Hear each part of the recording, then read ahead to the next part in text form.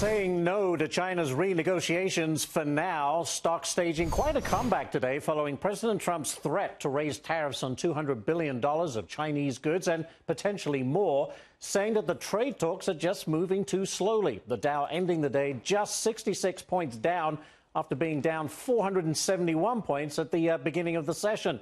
Joining us now, Robert Daly from the Wilson Center. He's the director for the Kissinger Institute on China and the United States. Thank you so much for joining us, Robert.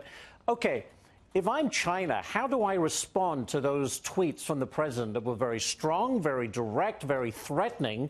This is an unorthodox person that they're not used to dealing with. We do understand a delegation will be coming here, maybe with not everyone on board that originally had planned to be here. How do we expect China to react to this kind of tactic?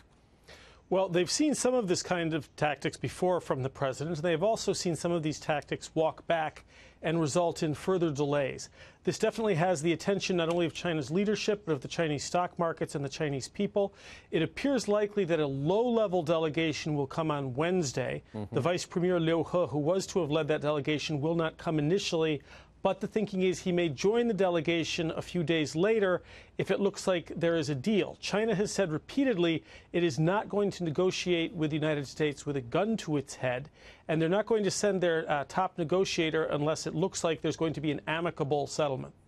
Well, certainly the next move is China's. There's a sense that perhaps what was originally agreed to, and we don't know this for sure, but there's a suggestion that they're now trying to take back some of what they agreed to initially. And that's what slowed the talks down and what has annoyed the president. Have you heard something about that? It isn't clear whether they are actually trying to renegotiate and walk things back, which is a perfectly feasible claim, or whether it is simply that they now finally have a written text, this 150 pages. And so sometimes when you speak about things and you agree to things in a conversation, that's rather different than when you see it in black and white and have to think about how to sell it to your own people.